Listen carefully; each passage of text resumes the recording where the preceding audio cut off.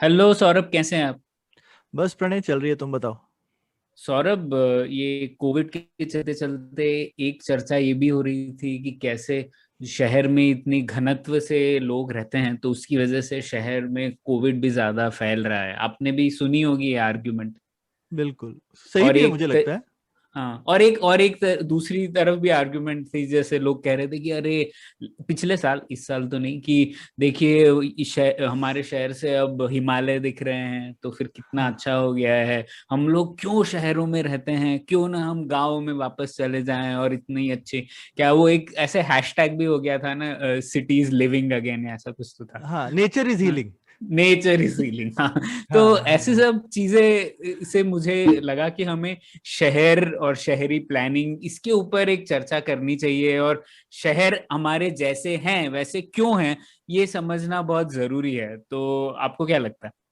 हाँ, मतलब मुझे तो लगता है सबसे पहले हमको सोचना चाहिए ना कि ये 3-4 हजार साल पहले हमें सड़कें बनानी आती थी, वो हम क्यों भूल गए। हम्म। हम्म। हड़प्पा में सड़कें जो है वो 90 डिग्री के एंगल पे होती हैं और आज की डेट में क्यों नहीं होती।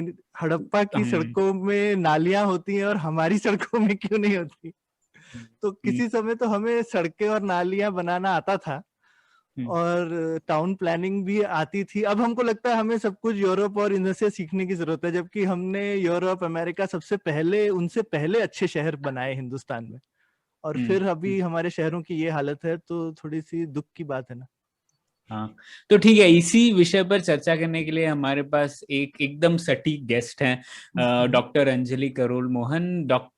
अंजलि एक अर्बन और रीजनल प्लानर है, पार्टनर है इंटीग्रेटेड डिजाइन नाम की एक कंपनी में। शहरी प्लानिंग पर काफी आर्टिकल्स लिखे हैं उन्होंने, हम लोग लिंक करेंगे शो नोट्स पर। और बैंगलोर में काफी इंस्टीट्यूशंस, तक्षशिला इंस्टीट्यूशन में भी पढ़ा चुकी हैं अर्बन प्लानिंग से जुड़ी हुई विषयों पर। तो अंजलि, बहुत बहुत स्वागत है आपका पुलियाबाजी में। धन्यवाद प्रणय। तो हेलो। बिल्कुल, स्वागत है आपका अंजलि। तो शुरुआत इसी से करते हैं। अक्सर अंजलि, कई बार हम लोग शहरों के बारे में, हम लोग के पास कितने स्ट्रॉन्ग रिएक्शंस होते हैं ना, और हम लोग अक्सर सुनते रहते हैं कि कोई लोग कहता है ये शहर मर गया, कोई लोग कहता है ये शहर तो रात में भी जगा रहता है। तो ऐसे मतलब इंसानी उपमाएं दे दी हैं हम लोगों ने शहरों को, इतनी इतना महत्व है शहरों का। तो मैं आपसे शुरुआत यहीं से करना चाहता था कि एक शहर जो होता है, उसका क्या मुख्य उद्देश्य होना चाहिए आपके हिसाब से? क्या सुंदर होना चाहिए? क्या वो एम्प्लॉयमेंट देना चाहिए? क्या वो लोगों के लिए सेफ होना चाहिए? इस तो आपके हिसाब से क्या मुख्य उद्देश्य है? तो ये बहुत अच्छा सवाल है शुरू करने के लिए चर्चा। तो हर शहर का अपना अपना उद्देश्य, अपने हिसाब से हर शहर अपना उद्देश्य रखता है। लेकिन अगर हम कोई कॉमन उद्देश्य, या अगर मैं आपको उसको एक सरल भाषा में बताना चाहूँ, तो 2 या 3 ऐसे उद्देश्य हैं जो हर शहर के ही होने चाहिए। हम्म। सबसे पहला तो शहर के जो नागरिक हैं उनकी जो रोजमर्रा की अ, जिंदगी है, जो क्वालिटी ऑफ लाइफ है, वो अच्छी होनी चाहिए। चाहे वो नागरिक अमीर है चाहे गरीब है, इसमें उसका मतलब हर हर नागरिक को, हर इंसान जो शहर में रहता है वो उसका नागरिक है, और उसके लिए जो उसका रोजमर्रा की जिंदगी है वो अच्छी होनी चाहिए। अब इसको अच्छा बनाने के लिए शहर को सबसे जो बेसिक है, मतलब जो मेन चीज़ है, वो है कि जो उसकी बेसिक सर्विसेज, जो बुनियादी सेवाएं हैं, वो शहर को बनानी चाहिए। जैसे कि अभी बात की गई थी कि सड़कें नहीं है, नालियां नहीं है, पानी नहीं है। तो ये तो बेसिक सर्विसेज हैं, और ये हमें बहुत मजबूत बनानी चाहिए, हमें क्वालिटी की बनानी चाहिए, और इंक्लूसिव होनी चाहिए ये। जैसे मैं कह रही थी कि कोई अमीर है चाहे गरीब है, उससे कोई फर्क नहीं, सबको ये सेवाएं मिलनी चाहिए। और अगर इन दोनों उद्देश्य को हमको मुमकिन करना है, तो शहर को अपने नागरिकों को इन सेवाओं तक पहुंचने के लिए सशक्त करना चाहिए। सो ये हम बता सकते हैं कि तीसरा इसमें शहर का बहुत बड़ा उद्देश्य होना चाहिए कि मेरे हमारे जो जितने भी नागरिक हैं वो इन सेवाओं तक पहुंच जाएं। और अगर इन तीनों उद्देश्यों के साथ एक और जो चौथा उद्देश्य मैं बोल सकती हूँ जो जुड़ना चाहिए, वो है कि शहर में अच्छा शासन और प्रशासन होना चाहिए शहरों का। तभी ये चारों जो उद्देश्य हैं वो एक दूसरे के साथ जुड़ के हैं। तो अगर इन चारों पे अगर शहर काम करेगा तभी शहर एक अच्छा शहर बन सकता है। मैं इसमें एक चीज और जोड़ूंगा। मुझे लगा जैसे ये जो चार चीजें आपने बोली, ये शायद जरिया है, एटलीस्ट मेरी समझ में, और मैं तो एक्सपर्ट नहीं हूं, मैं नागरिक के तौर पे बोलूंगा, मैं क्या शहर से जाता हूँ, कि मेरे को ऐसा लगता है कि जैसे शहर जो है एक इकोनॉमिक कॉन्सेप्ट है, कि जहां पर हम खूब सारे एक हम हमेशा से जानते हैं कि जितनी हमारी डेंसिटी होती है, जितने हम घने तौर पे एक साथ रहते हैं, उतने हम अमीर बनते हैं। और शायद इंसान एक साथ घना होकर रहना इसीलिए पसंद करता है ताकि हमारा इकोनॉमिक आउटपुट बढ़ सके। तो नेचुरली शहर बने, किसी ने जबरदस्ती तो बनाए नहीं। लोग अपने आप जितना ज्यादा पास आके बने, वो ऑटोमेटिकली आप जैसे बनारस हिंदुस्तान का सबसे पुराना शहर, और मैं काफी साल वहां रहा हूं, तो मैं देखता था कि क्यों ऐसा हुआ होगा। तो जैसे उन्होंने घाट का इन्वेंशन हुआ तो आप पास रह सके नदी के, और घाट अगर नहीं हो तो आप नदी के पास नहीं रह सकते, और घाट की वजह से आप नदी के पास रह सकते हैं, तो इसीलिए खूब सारे लोग पास रह सकते हैं। अदरवाइज आपको बहुत दूर दूर खुला होकर रहना पड़ेगा, और जितना आप खुल के रहेंगे उतनी आपकी इकोनॉमिक आउटपुट और प्रोडक्टिविटी कम होगी। तो ये मुझे लगता है मुख्य उद्देश्य है। लेकिन ये उद्देश्य हम शायद जो आपने जो चीजें बताई उनके द्वारा हासिल कर सकते हैं। ये समझ में आपको लगता है ये समझ भी ठीक है, या ये समझ में कुछ ना समझिए? नहीं, ऐसी कोई बात नहीं है। जो आप बोल रहे हैं वह ठीक है, पर उद्देश्य जो है शहर का, वो एक्चुअली जो मैंने पहला बोला था, वो मेन उद्देश्य है शहर का। वो ज्यादा इंपॉर्टेंट है कि आराम से रहना चाहिए। लेकिन आराम से आप शायद बड़े आर्टिफिशियल जगह पे रह सकते हैं, खूब सब्सिडी वगैरह के साथ में, तो वो तो एक नेचुरल कॉन्सेप्ट नहीं हुआ ना।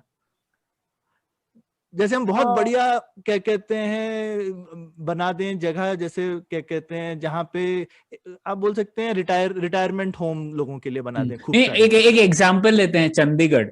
जैसे तो इतना शानदार शहर है, मतलब मुझे तो बहुत पसंद आया। क्वालिटी ऑफ लाइफ शायद अच्छी होगी, मतलब एटलीस्ट हाँ ये कह सकते हैं कि गरीब लोगों के लिए शायद, जैसे पब्लिक ट्रांसपोर्ट तो अच्छा नहीं है, तो ठीक है वो छोड़ दे तो ठीक ठाक है। तो उसके अलावा अंजलि, पर हम कह सकते हैं कि चंडीगढ़ अच्छा शहर है? नहीं, तो वही तो हम बोल रहे हैं कि किसके लिए अच्छा है। वही सबसे मुख्य सवाल है, किसके लिए अच्छा है। जो रिटायरमेंट वहां पे रिटायर करना चाहता है, अपना सब काम उसने अपनी जिंदगी बिता ली है, अब वो सोचा कि मेरे को एक शांत जगह चाहिए, मैं वहां जाके रहता हूँ, मुझे रोज बाहर नहीं जाना है, मुझे पब्लिक रोज काम के लिए नहीं जाना है, तो पब्लिक ट्रांसपोर्ट की जरूरत नहीं है, तो मेरे लिए तो बहुत अच्छा है। पर जिस शहर में पब्लिक ट्रांसपोर्ट नहीं है, उसमें फिर मैं इवन अगर मैं एक वहां पे स्टूडेंट हूँ, तब भी मैं रोज अपने कॉलेज को जाने के लिए, वहां से वापस आने के लिए, वो तो मेरे लिए ठीक नहीं है ना। तो इसीलिए वो जो है बुनियादी सेवाएं जो हैं वो भी बहुत इम्पोर्टेंट हैं, इसके बहुत जरूरी होती है। नहीं ठीक कहा आपने कि अलग अलग शहरों के अलग अलग उद्देश्य हो सकते हैं। हाँ, ठीक।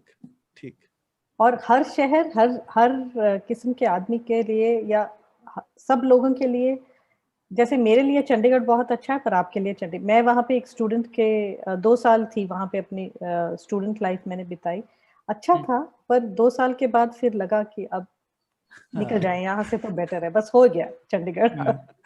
राइट। और वो दिखता भी है, वो इतना पुराना और कहने को हमेशा बहुत एग्जाम्पल में रहता है, पर मेरे डेफिनेशन के हिसाब से तो फेलियर ऑफ अ सिटी है कि जहाँ पे इकोनॉमिक ग्रोथ ही नहीं है। एब्सोल्युटली। बहुत लोगों की बहुत ऐसे डायमेंशंस है जिसके ऊपर चंडीगढ़ को बोल सकते हैं कि इट हैज नॉट, बहुत वो सक्सेसफुल शहर नहीं है। पर वो मतलब हमारी जो आम इमेजिनेशन है उसमें चंडीगढ़ और ऐसे जो प्लान शहर है उनका एक अलग ही मतलब लेवल है। लोग ऐसा सोचते हैं कि वो स्वर्ग है, और हम अगर बैंगलोर मुंबई में रह रहे हैं तो वो तो नर्क है। तो मतलब इस तरीके का पता नहीं क्यों है। तो उसी से जुड़ा हुआ मेरा दूसरा सवाल था अंजलि कि किसी शहर के बारे में हम लोग कहते हैं कि शहर का पतन हो गया है, स्टैग्नेशन हो गया है। जैसे मैंने अक्सर कहा है, सुना है, लोग कलकत्ता के बारे में ये कहते हैं कि अरे शहर क्या था 1960 के दशक में, अभी देखो कैसे हो गया है। और तो और दूसरे शहरों के बारे में कहते हैं कि लोग, ये शहर बहुत लाइवली है, बहुत ऊर्जा है इस शहर में। तो ऐसे क्या है, किन शहरों को हम कह सकते हैं कि उनका पतन हो गया, क्या मापदंड है इसके? और भारत में ऐसे कौन से शहर हैं जो आपको लगता है कि वाकई में स्टैग्नेट हो गए हैं? एक्चुअली अगर आप मेरे से पूछें तो जिस हिसाब से मेरी अंडरस्टैंडिंग जाती है और जो मैंने पढ़ा है उसके उससे उस मेरे ख्याल ऐसा कोई शहर नहीं है जो वास्तव में उसकी स्टैग्नेशन हुई है।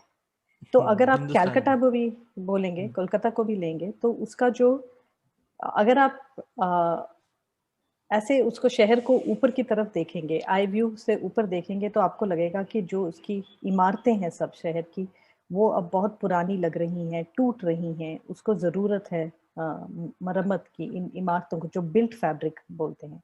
पर अगर आप उसका सड़कों पे जो एक्टिविटी देखेंगे उस शहर की, तो आपको लगेगा कि ये, और ये मेरा अपना पर्सनल एक एक्सपीरियंस है कि इतना एक्टिव शहर मैंने कहीं नहीं देखा, जहाँ पे दिन के समय एक सड़क के और वहाँ पे स्ट्रीट लाइफ बहुत ही एक्टिव है। तो वहाँ पे आपको रोड साइड पे खाने की चीज़ें मिलेंगी, वहाँ पे मतलब बहुत मिक्स लैंड यूज़ है। और अगर आप देखेंगे तो लोग वहाँ पे अपना व्यवसाय कर रहे हैं, साथ में ही वहाँ नहा रहे हैं, साथ में ही वहाँ पे खा रहे हैं, साथ में ही वहाँ पे कैरम बोर्ड खेलते हैं सड़क के किनारे पे। तो वो एक्टिविटी जो वहाँ पे है वो बहुत ही ज़्यादा है अगर आप उसको बैंगलोर के हिसाब से देखेंगे। तो अगर आप मुझसे पूछेंगे तो शहर स्पेशली इंडियन कॉन्टेक्स्ट में स्टैग्नेट नहीं होते, पर कई ऐसे डायमेंशंस हैं, कई ऐसी डायमेंशन से बोल सकते हैं हम कि वो स्टैग्नेट हो रहे हैं। अगर मैं आपको एक उदाहरण दूं तो जैसे कहते हैं कि पिछले कई सालों से रियल एस्टेट में स्टैग्नेशन आई है। तो मतलब जैसे आप ज़्यादातर बोल रहे थे कि जो ऊंचे और मध्य वर्ग के घर हैं वो ओवर सप्लाई हो गए हैं। तो आपको कई शहरों में ऐसी जगह, कई घोस्ट टाउन्स बन गए हैं इंडिया में, जहाँ पे घर तो बहुत हैं पर उनको उनमें रहने वाले लोग नहीं हैं हमारे पास। तो वो एक तरह की उस कैटेगरी की स्टैग्नेशन है। इसी तरह हम लोग जैसे बैंगलोर के केस में जैसे लवासा हो गया, लवासा हो पुणे के गया। पास।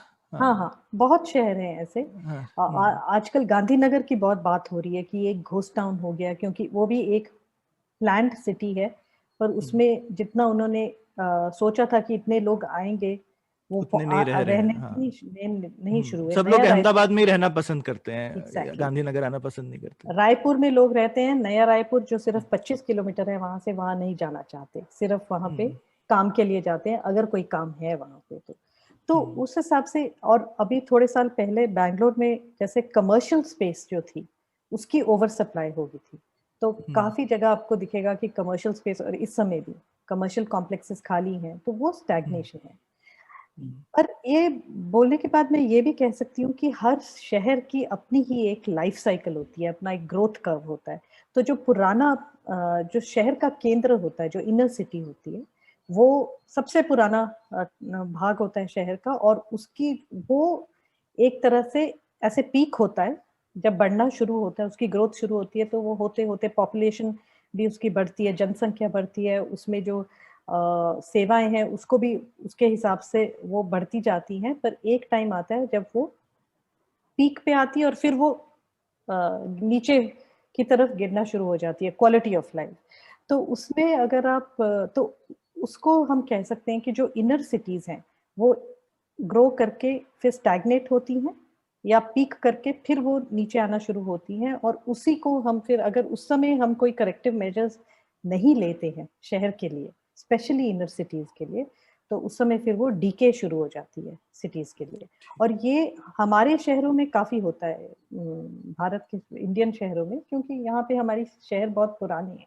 जो इनर सिटीज है वो बहुत बहुत बहुत पुरानी है, और इसीलिए हमारा एक इनर सिटी रिन्यूअल पर एक प्रोग्राम भी, पॉलिसी भी निकली थी गवर्नमेंट की, Jawaharlal Nehru national urban renewal mission. तो उसको फिर वो इस स्टैग्नेशन या डीके के लिए थोड़ा सा उसको रिस्पॉन्ड कर रही थी। इवन लेकिन कुछ पुराने शहर जैसे यहाँ कर्नाटका में लोग बीजापुर वगैरह का एग्जाम्पल देते हैं, जो कि 100-150 साल पहले जितनी पॉपुलेशन थी आज उससे शायद कम है।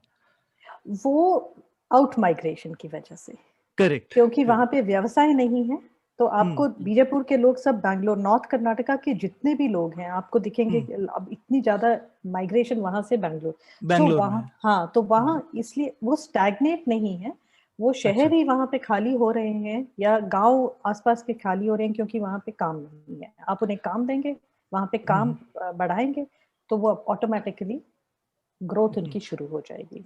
हाँ, तो ओके, तो आप इन दो चीज में फर्क कर रहे हैं कि शहर ठीक था लेकिन लोग चले गए, पर लोग चले गए तो भी तो शहर खराब ही हो गया ना, मतलब दोनों में शहर लोगों से ही तो शहर है।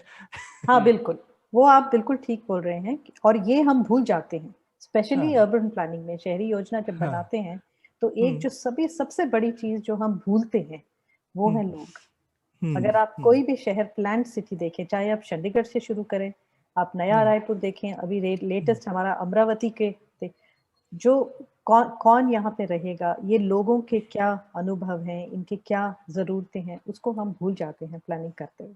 और वो सबसे बड़ी प्रॉब्लम है हमारी प्लान्स में। तो प्रणय, मैं तो हमेशा सोचता हूँ कि एक ही मेट्रिक होता है कि शहर सक्सेसफुल है अगर वहां ज्यादा लोग आके रहना चाहते हैं। वरना क्या सक्सेस है? लोग अक्सर बोलते हैं यहाँ इतने लोग आ गए तो फेलियर हो गया। अरे इतने लोग आ रहे हैं क्योंकि अच्छी जगह में लोग आना चाहते हैं यहाँ पे। पर साथ ही साथ में उसका एक और जो हमें समझ भी आता है कि आसपास के लोगों, आसपास की जगहों में कुछ फेलियर है, तभी यहाँ पे भी आ रहे हैं शायद लोग। हाँ, वो भी एक रिलेटिव ग्रोथ है कि कोई एब्सोल्यूट पैमाना तो नहीं है, क्योंकि बाकी जगह से अच्छा है तो लोग आ रहे हैं, पर अच्छा तो है। Exactly, definitely, I agree.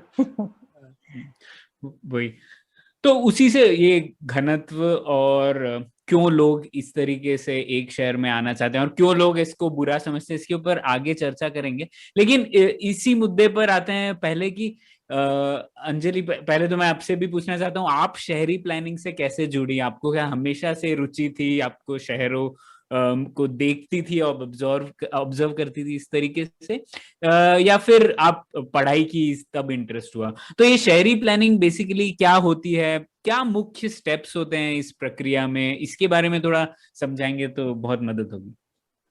तो ये तो दो प्रश्न है। पहला वाला जो प्रश्न है, नहीं, मैंने ऐसे तो कोई कुछ था नहीं। मैं अपने आप बहुत छोटे शहर से आती हूँ, शिमला से, और पहले मैंने अपने 21-22 साल वहीं बिताए हैं। और वो इतना छोटा शहर है, 2 सड़कें हैं उधर और थोड़े से घर हैं, थोड़े से लोग हैं, गाड़ियां अभी होती नंबर नहीं। 1 है स्मॉल सिटीज की लिस्ट में, बाय द वे। बिल्कुल।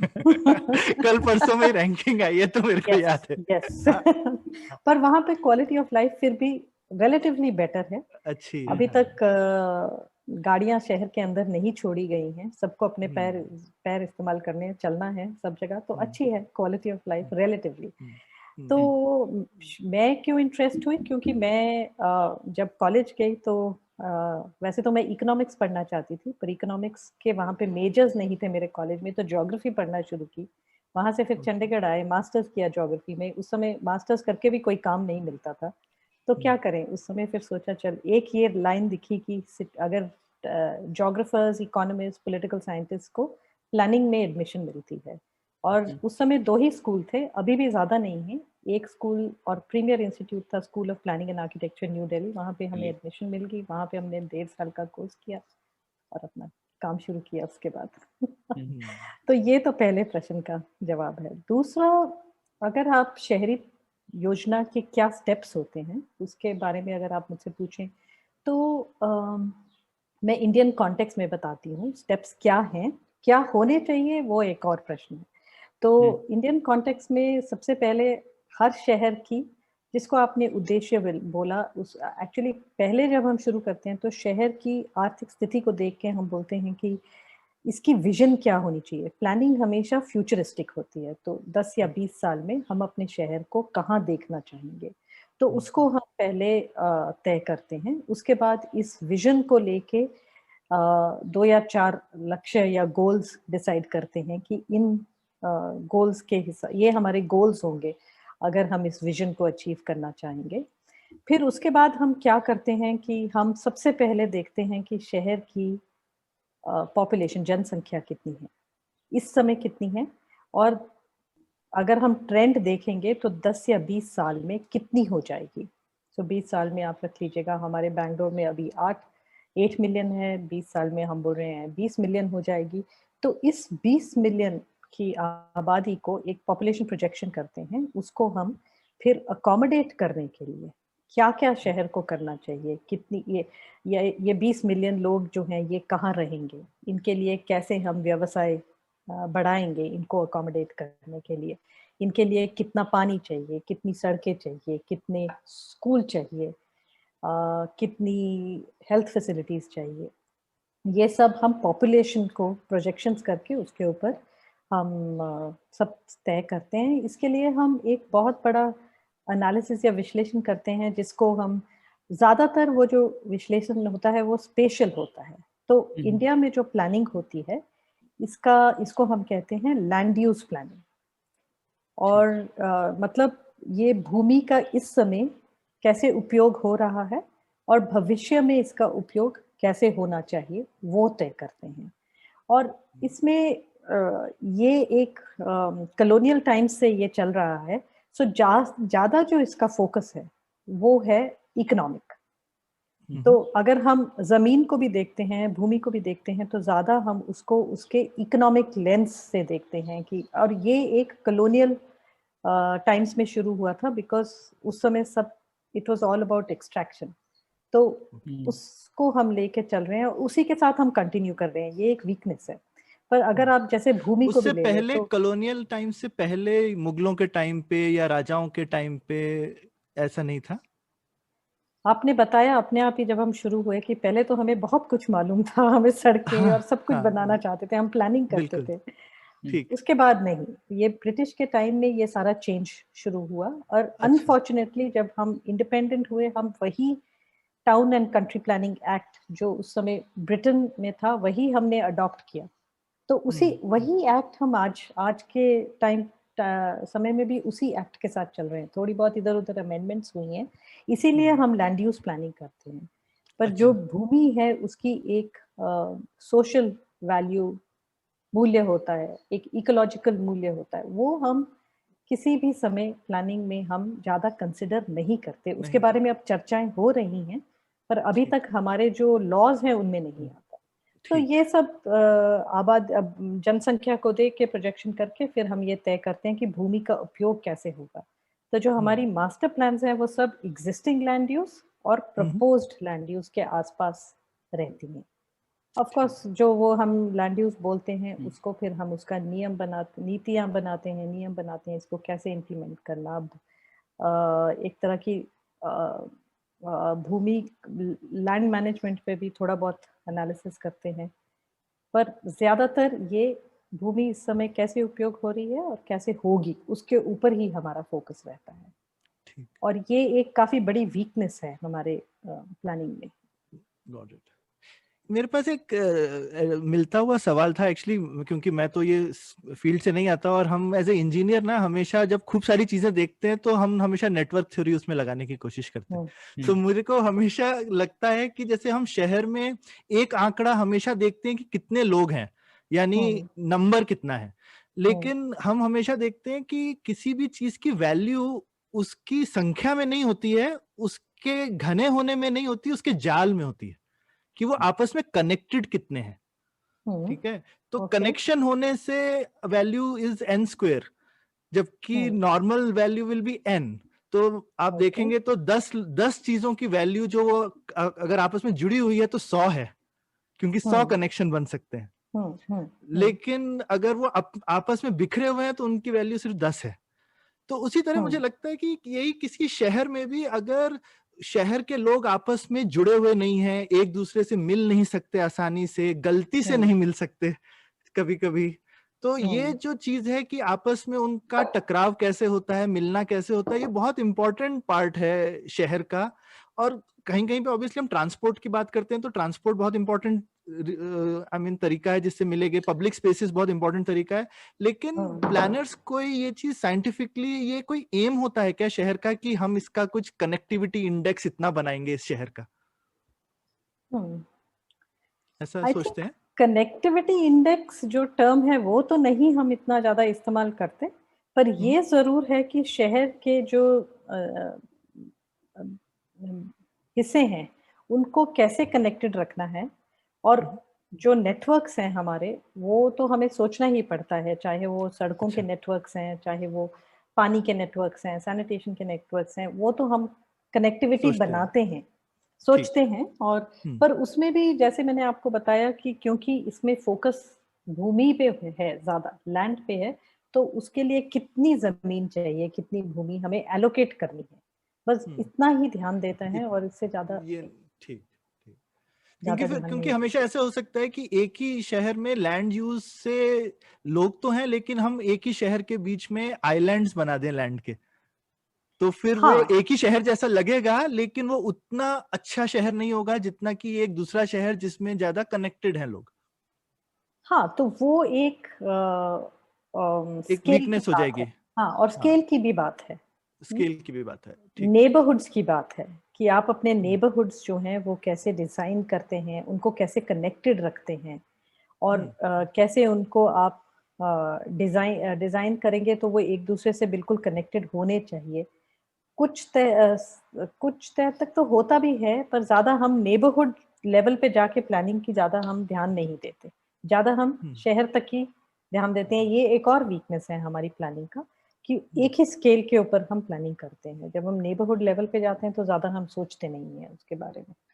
ठीक ठीक ठीक। और एक इससे थोड़ा जुड़ा हुआ ही सवाल है कि शहर कहीं, आई मीन जैसे अमेरिका वगैरह में शहर जो है खाली लैंड पे बने, पर हुँ, हिंदुस्तान जैसे जगहों पे ऐसा थोड़ी होता है, कहीं पे भी कुछ खाली नहीं होता है, कुछ ना हुँ, कुछ हमेशा होता है जो कि शहर में तब्दील होता है। हुँ, हुँ, तो जैसा, आई मीन दिल्ली के लिए कोई रिसेंटली नंबर भी दे रहा था, कुछ 173-200 गांव हैं दिल्ली के अंदर आज की हुँ, डेट में भी। हुँ, इसी तरह हुँ, से बैंगलोर में भी, और जगहों के नाम में भी समझ में आता है, यहाँ पे नाम के आगे ऐसे हल्ली लिखा होता है जिसका मतलब हुँ, गांव होता है।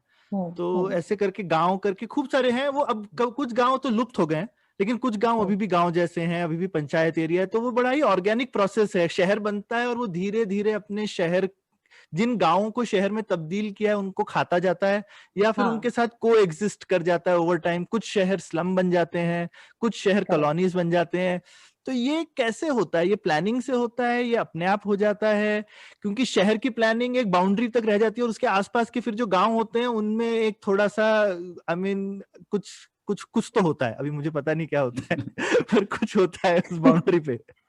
तो आपने जो ऑब्जर्वेशन किया है वो बिल्कुल ठीक है, बिल्कुल सही किया है कि जो हमारी जो बड़ी-बड़े शहर हैं, दिल्ली है, हम्म बॉम्बे हम्म है, बॉम्बे कम बोलिए, बैंगलोर है, यहाँ पे हम्म बहुत सारे जिनको हम बोलते हैं अर्बन विलेजेस, ये हैं हम्म आज के दौर। तो ये कैसे आ जाते हैं, कई ऐसे, जैसे आपने ठीक बोला, शहर जब बड़ा होता है, तो वो बड़ा होते-होते जो आस-पास की आबादी है, गाँव की आबादी, उसको खा जाता है धीरे-धीरे। हम्म पर जब हम्म वो खाता है तो वो एक ही समय में उसको खा नहीं पाता। धीरे-धीरे, धीरे-धीरे करके उसमें तब्दीली आती है और वो शहर का एक हिस्सा बन जाता है। तो उस हम्म प्रोसेस को भी एक, कभी-कभी वो प्रोसेस बहुत ही, मोस्टली वो बहुत ऑर्गेनिक होता है। देखेंगे तो जितनी भी, जैसे बैंगलोर, अभी मेरे घर के पीछे एक जगह है विनायक नगर, अब वो एक छोटा-सा गाँव था, जैसे ही जेपी नगर बड़ा हुआ तो वो उसके साथ जुड़ गया, और बैंगलोर बड़ा हुआ उसके साथ जुड़ गया, और वो अब एक गाँव की तरह ही है। पर हम्म ये हमें एक्चुअली अर्बन विलेजेस जो हैं अब वो काफ़ी तह तक योजना में रिकॉग्नाइज़ हो जाते हैं। और अच्छा। बैंगलोर में भी ऐसे ही है, जैसे हमारा जो प्लानिंग एरिया है जिसके लिए हम योजना बनाते हैं, उसमें 100 या 120 के करीब गाँव थे जिनकी अपनी पंचायतें हैं, और वो अब वो धीरे-धीरे, धीरे-धीरे करके बैंगलोर शहर उनको अब्ज़ॉर्ब करेगा। उनमें, और उनमें कई ऐसी सर्विसेज़ हैं जो अ, जैसे बैंगलोर अगर बढ़ता जाता है, बड़ा होता जाता है, तो उनमें भी वो सर्विसेज़ पहुँचाता जाता है, और एक टाइम आएगा जब वो बैंगलोर का पूरी तरह से हिस्सा बन जाएँगे। पर ज़्यादातर जो उनका सोशियो इकोनॉमिक फैब्रिक रहता है, जो सोशल फैब्रिक रहता है, वो सबसे लास्ट में उसमें तब्दीली आती है। बाकी सब आपको देखने में शायद वो अ, वहाँ पे फ्लैट्स शुरू हो जाएँ, अपार्टमेंट हम्म शुरू हो जाएँ आने, पर जो लोग वहाँ पे रहेंगे या उनकी जो सोशल कैरेक्टरिस्टिक्स होगी उसमें तब्दीली आना सबसे ज़्यादा टाइम लेता है। तो हाँ, ये अर्बन विलेजेस एक कैरेक्टरिस्टिक है, सिर्फ इंडिया में नहीं पर काफ़ी ऐसे शहर हैं, एशिया के शहर हैं, लैटिन अमेरिका के शहर हैं, अफ्रीका के शहर हैं, इनमें ये बहुत कॉमन फिनोमेना है। अच्छा, हाँ, अच्छा। और तो अब लेकिन हम जब ये जैसे बनते हैं, जब ये गांव में तो जैसे बड़ी छोटी छोटी सड़कें होती हैं, गांव में हुँ, टॉयलेट, घर में टॉयलेट्स नहीं होते, सीवेज तो होता ही नहीं है, तो हुँ। फिर क्या उसको पूरा ऐसे समतल करके दोबारा बनाना पड़ता है, क्योंकि शहर के लॉज के हिसाब से तो वो ठीक घर नहीं है, तो वैसे फिर शहरों में भी एक मैं आपको बात बताऊँ कि शहर भी ऐसे ही होते हैं जहाँ पे सीवेज तो है ही नहीं। कई हम्म के 15 to 20% कवरेज सीवेज और सैनिटेशन की है। हम्म तो पानी की भी कवरेज कम ही होती है पर तो अब जो ये अर्बन विलेजेस हैं इनको रिकॉग्नाइज कर रहे हैं और इनमें बेसिक सर्विस एक्सटेंशन शुरू हो जाती है धीरे-धीरे। पर ज़्यादातर आप जैसे बोले हैं ये आइलैंड्स की तरह ही रहते हैं काफ़ी टाइम अच्छा, तक सिटी में हम्म और शहर इनके आस-पास बढ़ना शुरू हो जाता है। एक्चुअली होता क्या है ये है एक फंक्शन लैंड प्राइस का। तो अगर आप मैं आपको एक उदाहरण देती हूँ। अगर आप एमजी रोड में बैठे हैं, तो अभी मेरा भी मन है या जयनगर में है, तो मैं भी चाहती हूँ कि मैं घर जयनगर में बनाऊँ या एमजी रोड में बनाऊँ, पर मैं वहाँ अफ़ोर्ड नहीं कर सकती। तो मैं कहाँ अफ़ोर्ड कर सकती हूँ? मैं अफ़ोर्ड कर सकती हूँ कनकपुरा के आस-पास। वहाँ पे ठीक है। लैंड का प्राइस बिल्कुल कम है, वहाँ खरीद के तो वहाँ पे मैं जाके अपना घर बना लूँगी। एक कोई बात नहीं अगर पानी नहीं आया 2-4 साल में पानी आ जाएगा, सैनिटेशन नहीं है, आ जाएगा सब धीरे और ये हमारा सोचने का तरीका है। तो हम्म धीरे-धीरे और इसी को हम स्प्रॉल कहते हैं। तो धीरे-धीरे हम्म बैंगलोर स्प्रॉल होना शुरू हो जाएगा। फिर जो हम्म घर इधर बने थे उनको हम जो बिल्कुल पास में हैं बैंगलोर के उनको पहले फॉर्मलाइज़ करेंगे, फिर दूर वाले घरों को फॉर्मलाइज़ करेंगे। तो हमारे शहर ऐसे ही बनते हैं और आज के टाइम में ये लैंड वैल्यू का ही एक फंक्शन है, प्लानिंग का फंक्शन नहीं है। तो ये भी एक डिस्टिंक्शन है। शहर हम लोग इतने प्लान्ड शहर जो प्लान में लिखा गया है वैसे नहीं बनते हैं।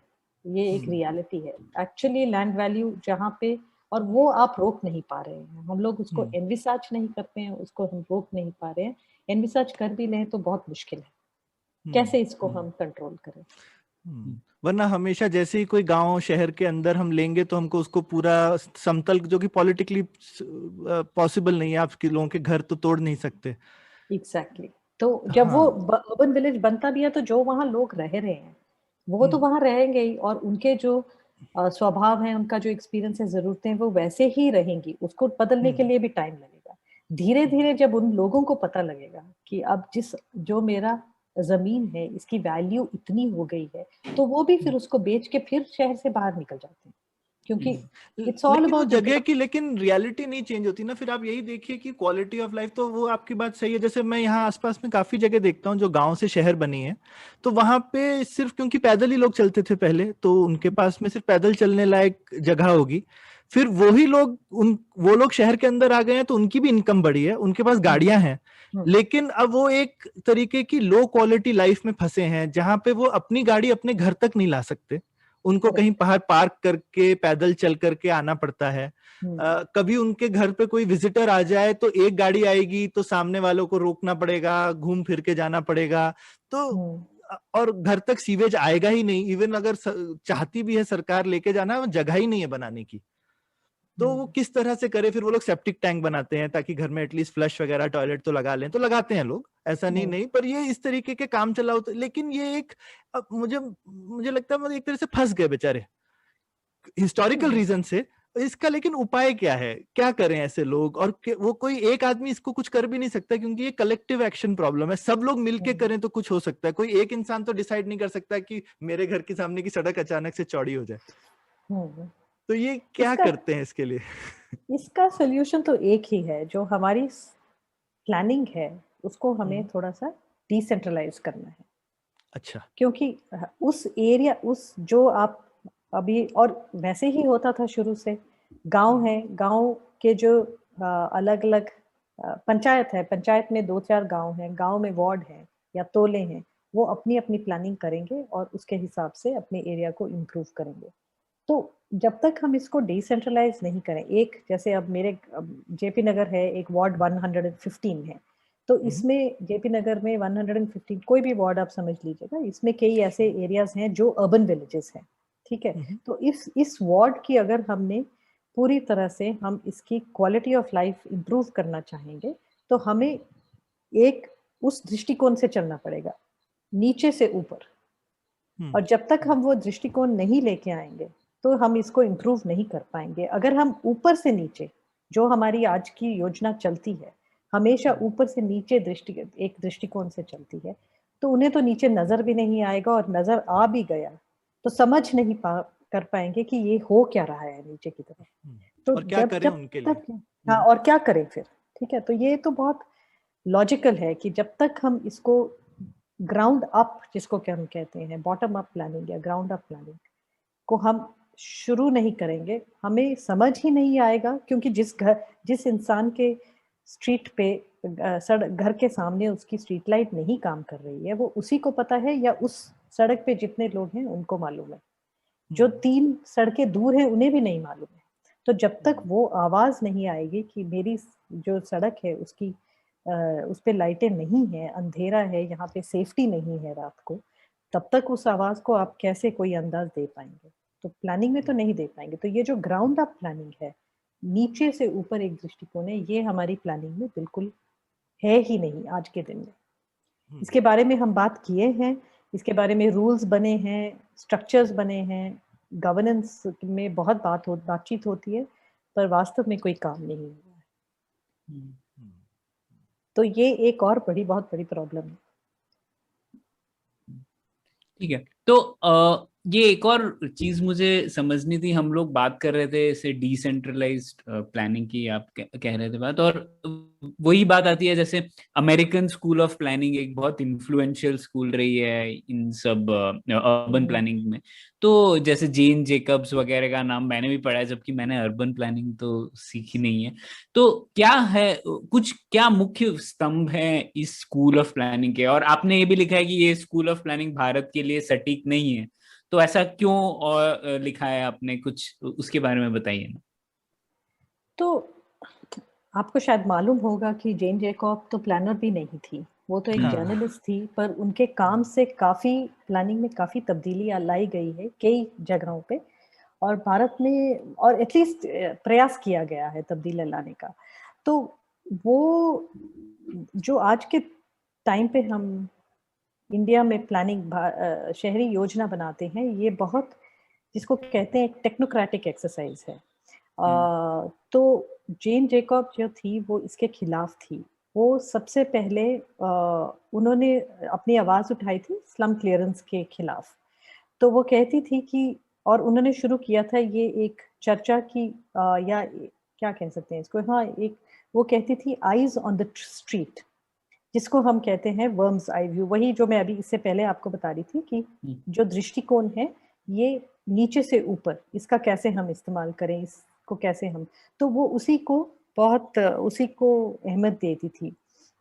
वो एक्चुअली लोगों को प्रोत्साहित करती थी कि आप अपनी कॉमन सेंस पे भरोसा कीजिएगा, और उस कॉमन सेंस पे भरोसा करके अपनी शहरी योजना में भाग लीजिएगा, या अपने शहर को के विकास में, अपने शहर के विकास में हिस्सा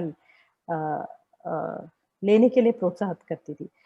पर और ये सब विचार उन्होंने अपनी एक किताब है death and life of the great American city, उसमें ये 1961 में आई थी। उस समय जो प्लानिंग हो रही थी, और उसी समय अगर आप सोचें तो चंडीगढ़ शहर भी उसी समय बना था। उस समय ये जो शहर बनते थे इसको बोलते थे बर्ड्स आई व्यू, ऊपर से कैसे देखेंगे शहर, कैसे दिखना चाहिए ऊपर से, और उसी व्यू से हमेशा प्लानिंग करते थे। तो ग्राउंड की कोई ज्यादा अहमियत नहीं देती थी। ये कहती थी, जेन जैकब कहती थी कि आप लोग आईज ऑन द स्ट्रीट रख के फिर शहर की प्लानिंग कीजिएगा। तो ये उनके कोई विचार थे। और वो फॉर एग्जांपल शहरी योजना में सोशल कैपिटल की उन्होंने एक्चुअली रचना की थी, कि शहरी प्लानिंग में सोशल कैपिटल बहुत ज़रूरी है। और इस सोशल कैपिटल को अहमियत देते हुए वो कहती थी कि इससे शहर सुरक्षित बनते हैं, इससे शहर में क्वालिटी ऑफ लाइफ इम्प्रूव होती है। और इस सोशल कैपिटल को रखने के लिए वो कहती थी कि शहर में जो लैंड यूज है, जो भूमि का उपयोग है, वो हमेशा मिक्स्ड होना चाहिए, जिससे मेरे घर के आसपास, इसका मतलब ये है कि जहाँ मैं रहती हूँ मेरी ही नेबरहुड में मुझे जो डेली हमें सामान चाहिए, दूध है, न्यूज़पेपर है, छोटी मोटी जो भी हमारी ज़रूरतें हैं, वो हम हमारे ही एरिया में हमें मिलने चाहिए, जिससे हम अपनी हम अगर हमें ये कुछ भी हमें ये सामान चाहिए है तो हम चल के जाएं और उसको अपने हमें गाड़ी पे ना ऑटोमोबाइल पे रिलायंस नहीं होनी चाहिए हमारी। तो वो मिक्स लैंड यूज को उन्होंने एक शुरू किया था कि मिक्स लैंड यूज होनी चाहिए। उन्होंने शुरू किया था ये सोशल कैपिटल, उन्होंने शुरू किया था कि जो आईज ऑन द स्ट्रीट है, कॉमन सेंस है नागरिकों की, इसको हम कैसे शहरी योजना के अंदर लेके आए और ज्यादातर जो टेक्नोक्रेटिक एक्सरसाइज है उसको थोड़ा सा ह्यूमेन बनाए। यही ज्यादातर जेन जेकब्स की कंट्रीब्यूशन थी और काफी जगह ये शुरू हो गया है, हमारे कॉन्टेक्स्ट में भी थोड़ा बहुत शुरू हो गया है, पर हमारी एक्सरसाइजेस अभी भी बहुत टेक्नोक्रेटिक है। पर आप सहमत हैं जेन जेकब्स के बिल्कुल इस तरीके के व्यू से? हाँ। बिल्कुल और बिल्कुल। आपने जो ये बात की सोशल कैपिटल की, शायद ये बहुत बहुत जरूरी चीज है। मैं उसके ऊपर आपसे थोड़ी और विचार आपसे आपके सुनना चाहता था, क्योंकि जैसे सोशल कैपिटल है, रॉबर्ट पटनम ने एक किताब भी लिखी है बोलिंग अलोन, जिसमें हम लोग दो चीज की टाइप की सोशल कैपिटल रहती है। एक होता है बॉन्डिंग कैपिटल, मतलब हमारे तबके के लोगों के साथ ही हमारी कनेक्टिविटी कैसी है, से बॉन्डिंग कैपिटल कहते हैं। और ब्रिजिंग कैपिटल दूसरा होता है, जो हमारे तबके के लोग नहीं हैं उनके साथ भी कैसी हमारी कनेक्टिविटी है, उसे ब्रिजिंग कैपिटल कहते हैं। तो सोशल कैपिटल में का ये आइडिया था कि दोनों को बढ़ाना चाहिए। ऐसा नहीं है कि हम एक ही तरीके के लोगों के साथ रहेंगे तो वो शायद फुलफिलिंग सिटी नहीं होगी। तो मेरा सवाल इसी सोशल कैपिटल से जुड़ा हुआ था, क्योंकि हम लोग देखते हैं कि हमारे शहरों में ये ब्रिजिंग कैपिटल खासकर बहुत ही कमजोर है।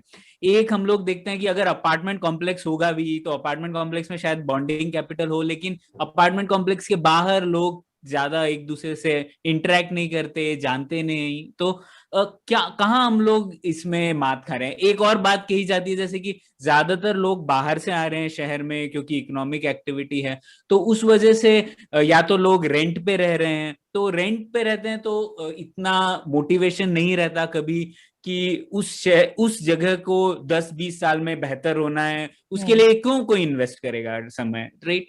तो इस वजह से भी शायद ब्रिजिंग कैपिटल कम हो जाता है। तो आपकी क्या विचार है इसमें? हम लोग कहाँ मात खा रहे हैं? क्या हम लोग ब्रिजिंग कैपिटल बढ़ाने के लिए कुछ कर सकते हैं भारत में भी?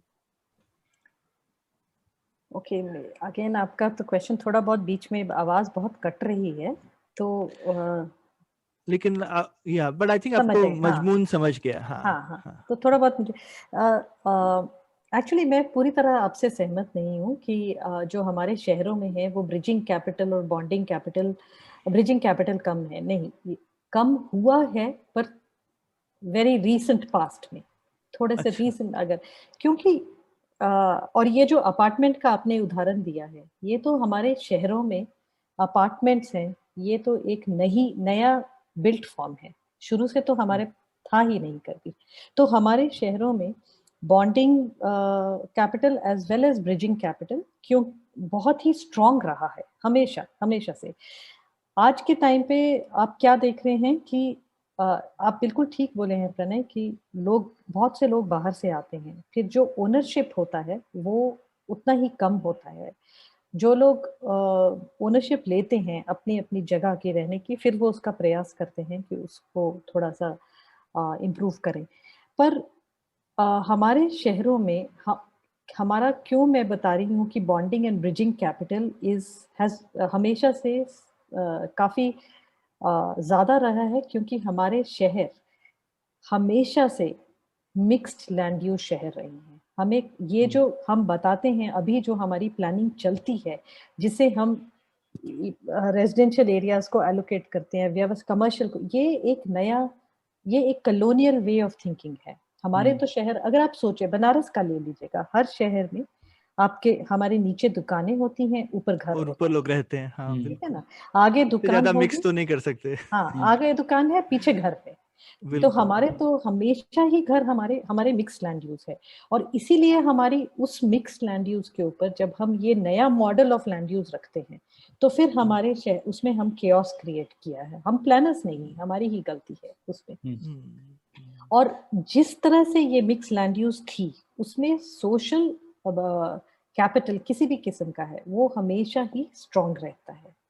तो ब्रिजिंग एंड बॉन्डिंग कैपिटल हमेशा से ही रहा है। अब जब हम हमारे शहर ज्यादा जेंट्रिफाइड हो गए हैं, एक एरिया ऐसा है जहाँ पे आईटी सेक्टर ही रहता है, आईटी सेक्टर का के पास सैलरीज ज्यादा है, उनकी जो रिक्वायरमेंट्स है वो धीरे धीरे अलग होती गई हैं, लाइफ से वो जो एक्सपेक्टेशंस है वो अलग हो गई हैं।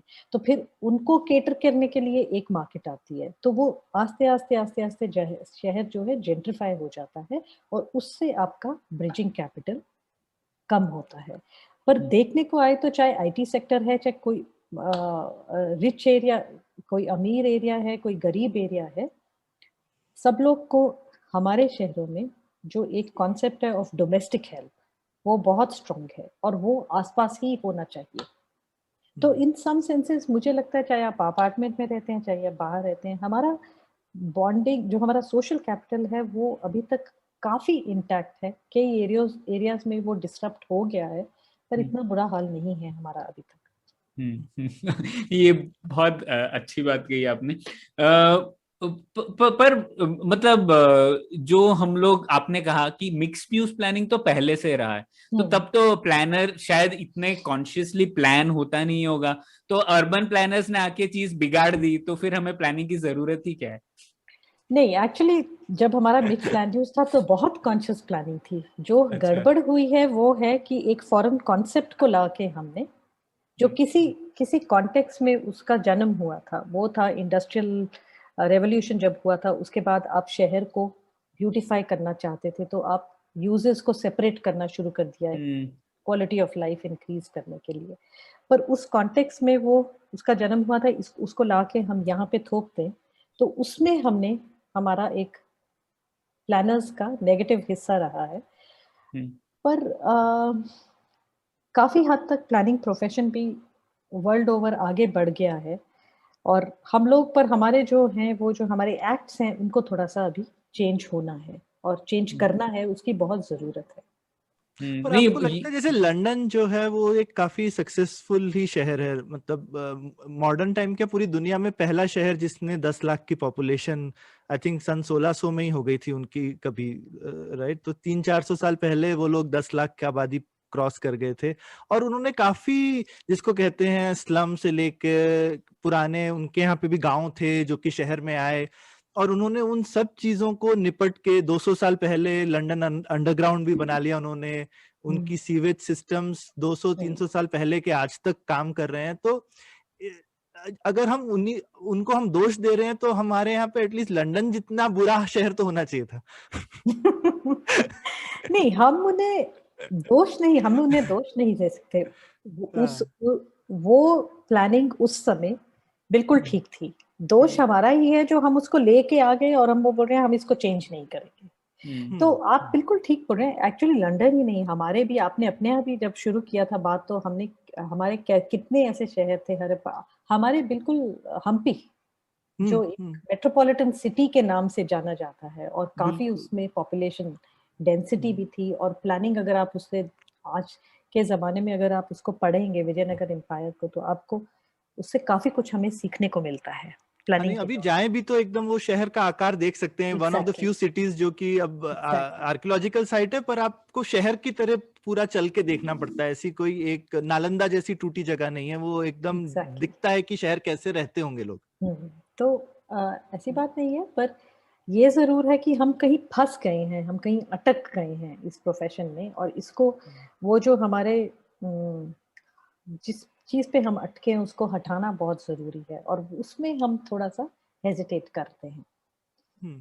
लेकिन कहाँ पे, जैसे क्योंकि आपने कई बार जिक्र किया जो कॉलोनियल लॉज भी थे, तो कॉलोनियल लॉ उस समय ब्रिटेन में भी चल ही रहे होंगे। हाँ, तो पर उन लोग ने चेंज कर लिया है ना। उन्होंने चेंज कर लिया। हम लोग नहीं चेंज कर पा रहे, और उस पर जितनी भी चर्चा करें वो चेंज करना बहुत मुश्किल है। बहुत मुश्किल। पर होना चाहिए, मुश्किल है पर नामुमकिन नहीं है, तो नहीं, हाँ होना तो चाहिए चेंज। बिल्कुल। हाँ, और आपने जैसे कहा अब तब उस समय तो जैसे इंडस्ट्रीज इतनी बन रही थी, इंडस्ट्रीज में कोयला यूज हो रहा होगा, कितना पोल्यूशन हो रहा होगा, तो इसीलिए उन्होंने सोचा होगा ठीक है शहर इंडस्ट्रीज बाहर होनी चाहिए या फिर लोग वहां पे नहीं रहना चाहिए। और लेकिन आज जैसे हम लोग बैंगलोर में देखें, अगर आईटी इंडस्ट्री ही ज्यादा या सर्विसेज जनरली दे रही है, तो सर्विसेज तो कहीं भी हो सकती है, ऐसा जरूरी तो नहीं है कि वो एक कोने में हो। पर फिर भी हम लोग अभी भी सोचते हैं जैसे एक special economic zone SEG type का होना चाहिए, कोने में होना चाहिए।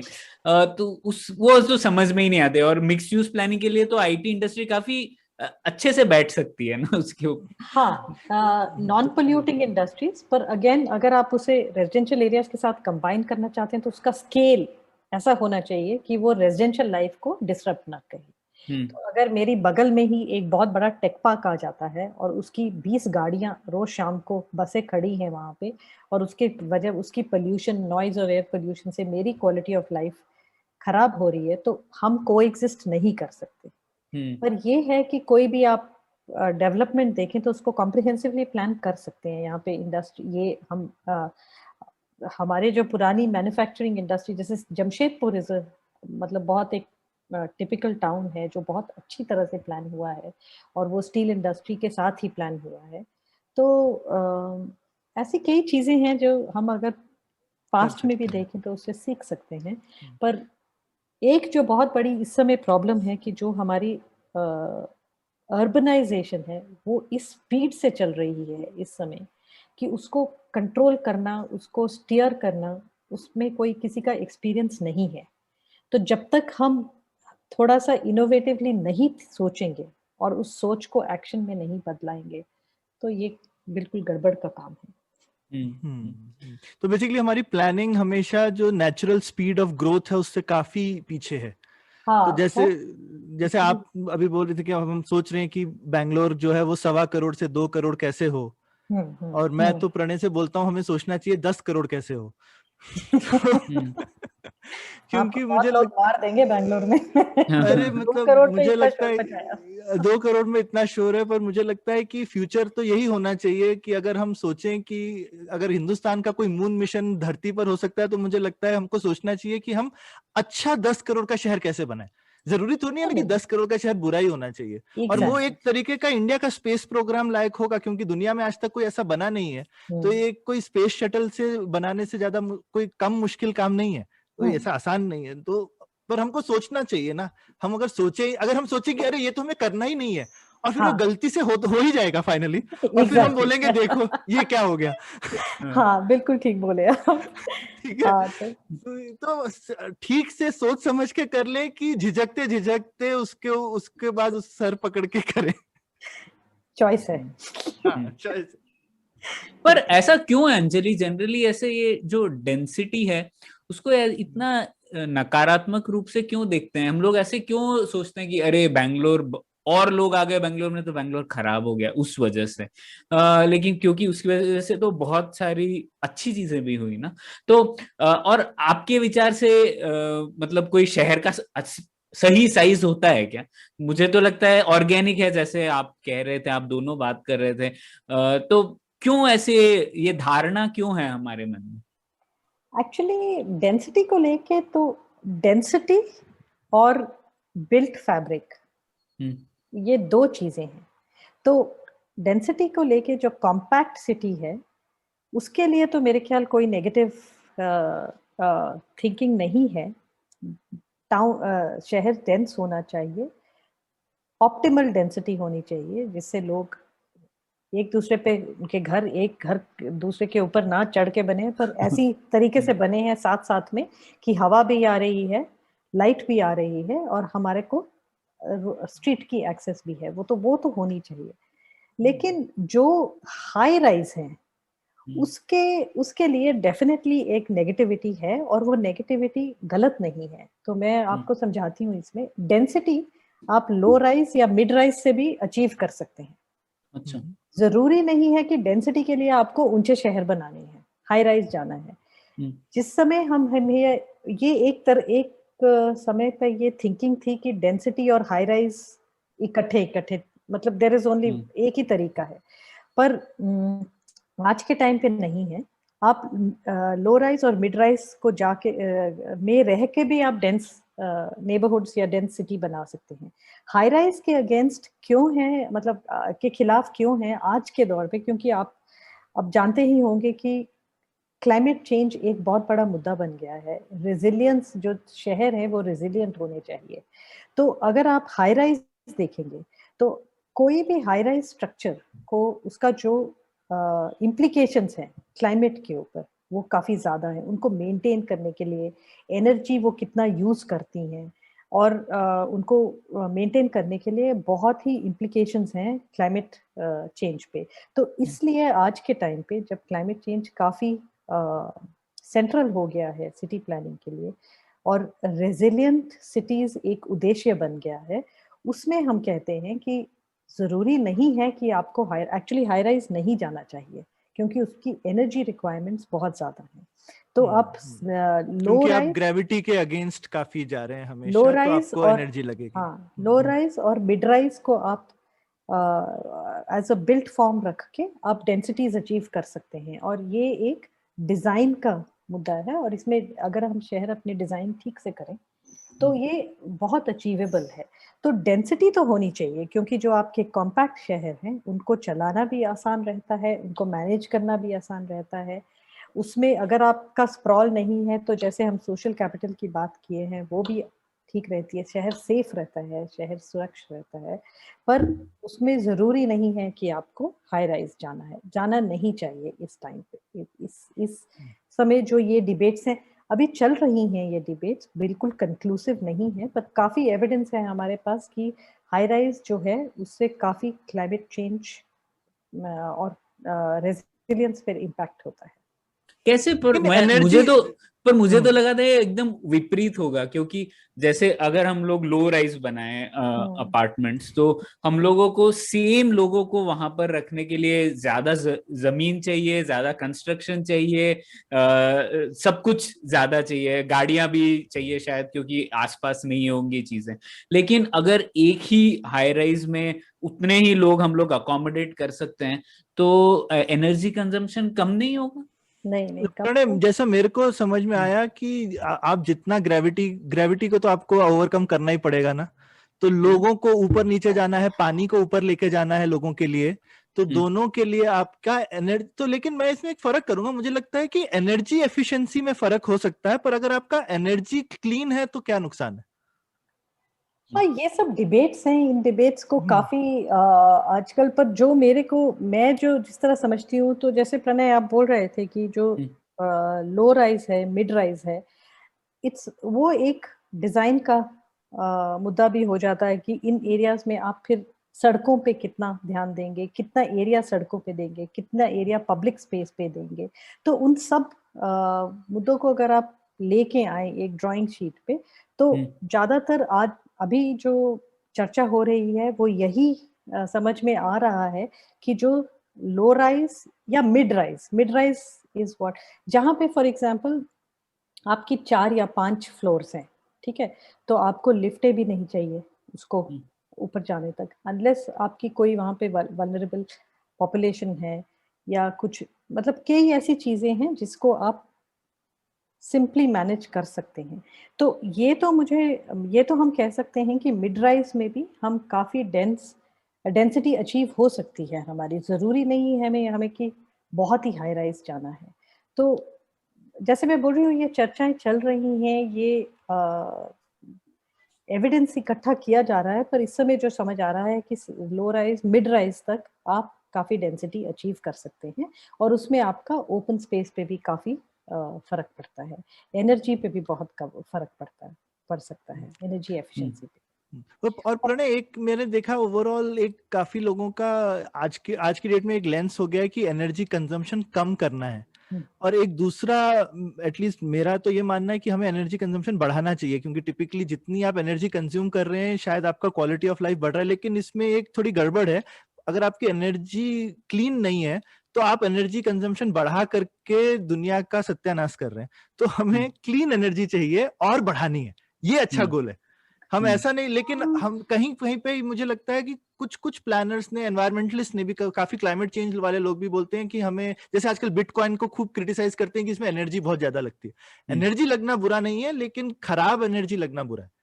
तो मुझे लगता है कि एनर्जी अगर हम क्लीन रखें, जैसे अगर न्यूक्लियर प्लांट से एनर्जी आ रही है, सोलर से एनर्जी आ रही है, और फिर हम ज्यादा यूज करें, तो हम इनफैक्ट हम खूब ऊंची इमारतें भी बना सकते हैं फाइनली। तो it's all about energy actually. तो आपके जो सोलर एनर्जी है और सोलर पार्क्स हैं, उनका भी काफी हाँ बिल्कुल, इसलिए मैंने न्यूक्लियर बोला, न्यूक्लियर सबसे अच्छी है। नेगेटिव इम्पैक्ट्स हैं उसके भी। हाँ हाँ, तो क्योंकि वो भी जगह बहुत लेती है, सोलर की जगह हाँ, कंजम्पशन बहुत ज्यादा है। बिल्कुल, सबसे अच्छी तो न्यूक्लियर एनर्जी है, इससे अच्छा कुछ नहीं है शायद। और प्रणय, आपके जो सवाल आपने बोला था सोशल कैपिटल में, और आपने अपने आप ही बोला था कि अपार्टमेंट्स में ये बहुत मुश्किल है। अगर आप लो राइज मिड राइज तक की कम्युनिटी बनाएंगे तो आपका सोशल कैपिटल अपने आप बनेगा, उसमें इजीली बनेगा। ये बात ठीक है। सो अपार्टमेंट्स में सेग्रीगेशन तो हो जाता है बहुत, आप हाँ, ये तो ठीक बात है, अपने आप होएगा ही होगा। एब्सोल्युटली। हाँ, ये एक पॉइंट तो सही बात है, क्योंकि बॉन्डिंग कैपिटल शायद बढ़ जाए पर ब्रिजिंग कैपिटल तो कम होता है उतना ही आप अपार्टमेंट्स। एलिनेट करना शुरू कर देंगे। एनीबडी फ्रॉम, जो भी अपार्टमेंट से बाहर है, फिर वो एलिनेट हो जाते हैं लोग। Even within apartment, Pranay, मतलब अभी बहुत बड़ा मतलब हो मैं, क्योंकि जैसे मैं जो हूँ लिफ्ट में जाता हूँ, सीधे पार्किंग लॉट तक गाड़ी में बैठता हूँ और बाहर, ठीक है। और अंदर आने का भी एक यही तरीका है कभी कभी। और लिफ्ट में कोई मिल भी जाए तो आप मतलब 30 सेकंड के लिए उनसे मिलते हैं, तो उसमें आप क्या, जबकि आप शायद अगर बाहर वॉक करके जा रहे हैं तो you are forced to talk to somebody for 5 minutes, तो कुछ तो सोशल कैपिटल बनेगा ना। आप ए सोशल है ना, आप यहाँ पे पुलियाबाजी करने बैठ गए, उनसे बात करना चाहिए आप। एग्जैक्टली। ये तो ठीक बात है। ठीक है, नहीं ये मेरे लिए नई बात है। मैं भी ऐसे ही सोचता था अंजलि की हमारे शहरों को और ऊंचा होना चाहिए, जितने ऊंचे होंगे उतने डेंसिटी बढ़ेगी और डेंसिटी से बहुत सारी अच्छी चीजें होती है। लेकिन आपने बहुत अच्छे से बताया कि डेंसिटी हम लोग मिड राइज और लो राइज से भी शायद अचीव कर सकते हैं, जो करना चाहते हैं। इनफैक्ट हमारी काफी, अगर तुम नेचुरली देखो प्रणय, तो हमारी जो पुरानी शहर हैं वो अपने आप 4 मंजिला हो जाते हैं इलीगली। और वो कितने डेंस होते हैं, आपका और इनर बहुत सिटी डेंस कितना है। डेंस हाँ, है। जबरदस्त डेंसिटी है और जबरदस्त सोशल कैपिटल भी है। क्वालिटी अच्छी नहीं है सिर्फ, बाकी सब ठीक है।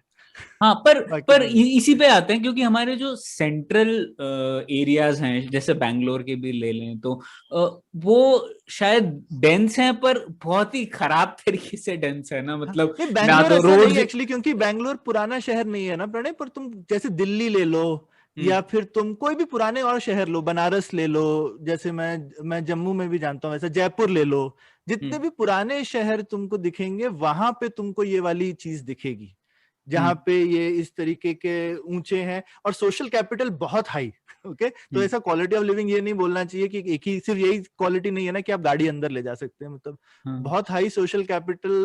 लोग वॉक टू वर्क भी नहीं है, get down from your upper floor to work. Okay, मतलब नीचे यूजली दुकान होगी और ऊपर आप काम कर रहे होंगे। पर और डेंसिटी तो बहुत ज्यादा होती है उन सब एरियाज में, वेरी एनर्जी एफिशिएंट ऑल्सो। ये सारी की सारी अगर तुम पूरा एनर्जी कंजम्पशन देखोगे इन एरियाज का तो काफी कम है। वेरी सेफ ऑल्सो, वहां पे चोरियां और ये सब बहुत कम है, क्योंकि ओवरऑल स्ट्रीट हमेशा एक्टिव रहती है वहाँ पे। बिल्कुल। हाँ हाँ हाँ, और उससे ऑलमोस्ट शहर, 24/7। हाँ, उससे शहर बहुत सुरक्षित रहता है। हाँ, तो ये आपको तो लगता है है। हमारे जो सेंट्रल सिटीज में क्या प्रॉब्लम है फिर, कि कोई प्रॉब्लम नहीं है? जैसे नहीं, जैसे प्रॉब्लम। चिकपेट ले लें, या फिर हम लोग और दूसरे शहर भी हैं में भी जो हाँ, सेंट्रल बैंगलोर में, एरियाज है। हाँ, बैंगलोर में चिकपेट है, विच इज, तो जो ये है, जो हमारे सेंट्रल एरियाज है ना, ये हमारा जो शहर जहाँ से बनना शुरू हुआ था, ये एरियाज हैं। अब ये सबसे पुरानी एरियाज हैं। तो जब ये शहर जब ये बनना शुरू हुआ था, तो यहाँ पे जो लोग रह रहे थे और उनकी जरूरतों के हिसाब से बना था। तो ये एक सड़क है, इसके ऊपर 10 घर हैं, 10 घरों में 10 प्लॉट्स हैं, 10 प्लॉट्स में आप रख लीजिएगा 20 फैमिलीज रह रही हैं ग्राउंड+1 पे, तो इंफ्रास्ट्रक्चर उसके हिसाब से इतने डायमीटर की पाइप जाएगी पानी की, इतने डायमीटर की सैनिटेशन की पाइप लगेगी, तो उसके हिसाब से वो बना था वो एरिया। अब धीरे धीरे जैसे जैसे लोग आते जाते हैं, नेचुरल ग्रोथ होती है सिटी में, तो जहाँ पे इस एरिया में मैं और मेरे पेरेंट्स और मैं रहते थे, अब मेरे पेरेंट्स, मेरी फैमिली और मेरे बच्चों की फैमिली, हम इसी प्लॉट पे अकोमोडेट हो रहे हैं, तो धीरे धीरे उसकी डेंसिटी बढ़ती जाती है। पर जो तो लोग ज्यादा होते हैं और जो वहाँ पे इंफ्रास्ट्रक्चर है वो उसको केटर नहीं कर पाता। बिल्कुल। तो एक तो उसी से फिर वो एक किस्म की क्वालिटी ऑफ लाइफ कम होने लग जाती है। आपको समझ आ जाता है कि पहले हमारे पास एक ही गाड़ी थी, अब हमें 3 गाड़ियों की जरूरत है। एक गाड़ी की तो पार्किंग के लिए हमारे पास जगह है, 2 गाड़ियां हम 1 किलोमीटर दूर पार्क कर रहे हैं घर से, और उसमें कभी गाड़ी में चोरी हो रही है, ये हो रहा है, वो काफी कुछ होना शुरू हो जाता है। तो जो आपकी क्वालिटी ऑफ लाइफ है वो कम होती जा रही है। फिर एक समय ऐसा आता है कि आप बोलते हैं अब हम यहाँ नहीं रह पा रहे, यहाँ से अपना हम व्यवसाय यहीं रखेंगे। हमारा जो यहाँ से 15 किलोमीटर दूर एक प्लॉट है, उसमें हमें बहुत सस्ता प्लॉट मिल रहा है, उसमें हमें जगह भी ज्यादा मिल रही है, हम वहाँ खरीद के हम बड़ा घर वहां पे बनाएंगे। तो ये एक फिर उधर जो पॉपुलेशन ग्रोथ है ये नेगेटिव कर्व दिखाता है वहां पे। अच्छा। पर जो आपका जो व्यवसाय है, जो कमर्शियल एक्टिविटी है, वो कंटिन्यू रहती है। तो इसी को हम बोलते हैं डीके, जो शुरू होना है, और इसकी फिर रिन्यूअल की जरूरत है इसमें, रेनोवेशन नहीं, रिन्यूअल। और इसी के लिए एक प्रोग्राम शुरू हुआ था, दुनिया भर में ये प्रोग्राम है, इनर सिटी रिन्यूअल। इंडिया में भी ये शुरू हुआ था, जिससे फिर हम क्या करते हैं कि उस एरिया को ही पकड़ के हम प्लानिंग ओवरहॉल शुरू करते हैं उस एरिया का, उससे जिससे आपकी थोड़ी सी सड़कें उसमें थोड़ी सी मतलब प्लॉट साइजेस की रिकन्फिग्रेशन होती है, सड़कों की रिकन्फिग्रेशन होती है, इंफ्रास्ट्रक्चर इन्हांसमेंट होती है, और उससे फिर आप उस एरिया को, और वो फिर दोबारा उस स्टेज पे पहुंचता है जहां पे वो एरिया बहुत अट्रैक्टिव होने लग जाता है। तो यही था एक पॉलिसी जो जवाहरलाल नेहरू, जेनुर्म जिसको कहते थे, JNNURM, उसमें यही सारी प्रपोजल्स मांगी थी सेंट्रल गवर्नमेंट ने कि जितने भी आपके पुराने इनर सिटीज हैं उनकी रिन्यूअल पे आप हमें प्रपोजल दीजिएगा। पर भारतीय शहर ऐसे थे जहाँ पे पानी नहीं था, सैनिटेशन नहीं थी, तो ज्यादातर म्यूनिसिपैलिटीज ने अपने पानी और सैनिटेशन को बढ़ाने की प्रपोजल्स दी थी गवर्नमेंट को। अच्छा। तो ये रिन्यूअल हमारा एक्चुअली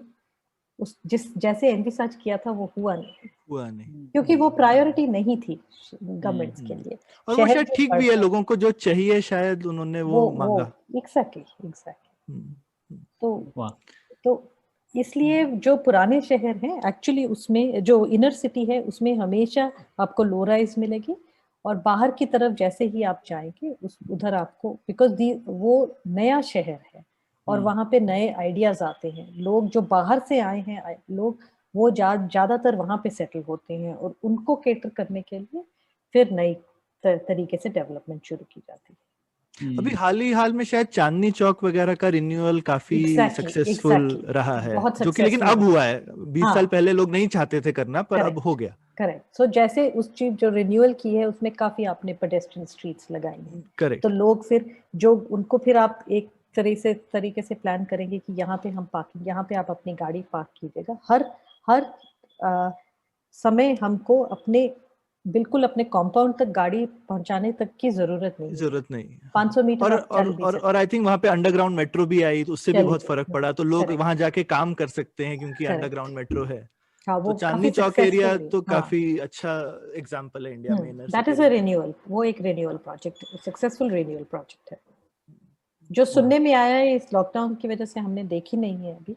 अरे ये तो अच्छा उदाहरण मिला, क्योंकि मैं यही सवाल पूछने वाला था कि इसका कोई पॉजिटिव उदाहरण है कि नहीं हमारे पास। तो ठीक है, मैं ये देखूंगा इसके बारे में। अच्छा, अंत में एक सवाल पूछना चाहता था अंजलि की, जैसे अक्सर हम लोग कहते हैं कि हमें और शहर बनाने हैं, और जैसे कई इस गवर्नमेंट ने तो ये भी कहा था कि 100 न्यू सिटीज ना, कि स्मार्ट सिटीज। तो स्मार्ट सिटीज तो खैर अलग कंट्रोवर्शियल कॉन्सेप्ट है, लेकिन अगर हमें 100 और शहर चाहिए, और भारत को चाहिए भी होंगे अच्छे शहर, तो क्या करना होगा मूल रूप से? आपको क्या लगता है ये चीज ध्यान रखनी पड़ेगी अगर हमें और शहर बनाने हैं? प्रणय, आप प्रश्न पता क्या होना चाहिए कि हमें क्यों जरूरत है 100 शहरों की, क्या हमें जरूरत है? अगर आप मुझसे पूछेंगे तो हमें जरूरत नहीं है। क्यों चाहिए हमें 100 शहर? और भारत के पास क्या शहर कम है? शहर क्या होता है? इतने गांव हैं, गांव में जब आप एग्रीकल्चरल व्यवसाय कम हो जाए और उसकी एक पॉपुलेशन नंबर तक वो पहुंचे, 5,000 से ज्यादा उसकी जनसंख्या है, और डेंसिटी थोड़ी ज्यादा हो जाए तो वो शहर बन जाता है। हमारे इतने शहर हैं भारत में जो बिल्कुल ही इस समय उनमें कोई जान नहीं है, क्योंकि तभी हमारे बड़े शहरों में माइग्रेशन हो रही है, क्योंकि इन शहरों में ना व्यवसाय है, ना रहने की, ना हेल्थ है, ना एजुकेशन है। पहले हम नए शहर जहां भी आप देखोगे, कहीं पे भी आप देखोगे, जहां पे भी बना है वो सक्सेसफुल नहीं है। शहर बनते हैं लोगों से, लोग ढूंढते हैं कि ये जगह, इसलिए मैं यहाँ पे रहूंगा क्योंकि इस जगह से मुझे कुछ, सबसे पहले व्यवसाय मिलेगा, पानी मिलेगा, रहने के लिए जमीन है। तो जो हमारे शहर हैं उसमें हम क्यों नहीं इन्वेस्टमेंट कर रहे हैं? और ये SEZs और स्मार्ट सिटीज और नए शहर, हमें जरूरत नहीं है और हमें उस तरफ जाना भी नहीं चाहिए। जो शहर बैंगलोर के आसपास, बैंगलोर रीजन में 11 शहर हैं छोटे, आनेकल, बिड़दी, कनकपुरा, रामनगरा, नेलमंगला, ये सब छोटे छोटे शहर हैं। इनमें हम क्यों नहीं इन्वेस्टमेंट करते जिससे ये शहर भी थोड़े से डायनेमिक बने, थोड़े से स्ट्रांग बने, और फिर ये अपने हिंटरलैंड को केटर करे। इस समय पूरे कर्नाटका में एक शहर है जहां लोग रहना चाहते हैं और वो है बैंगलोर। इसके बाद जो नेक्स्ट शहर है वो बैंगलोर से 10 गुना छोटा है।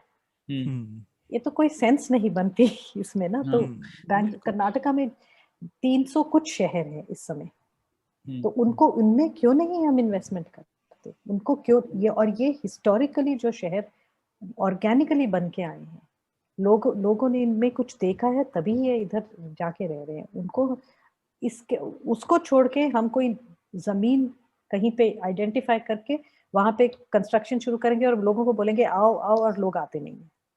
तो आपको क्या, नया रायपुर ले लीजिएगा, गांधीनगर ले लीजिएगा, अमरावती का हाल देखिए क्या हुआ है, नवी मुंबई अब तो ठीक है, पर जब बनी थी तब तो लोग रहना ही नहीं चाहते। दिल्ली में द्वारका, ये तो घोस्ट टाउन्स बन के रह गए हैं।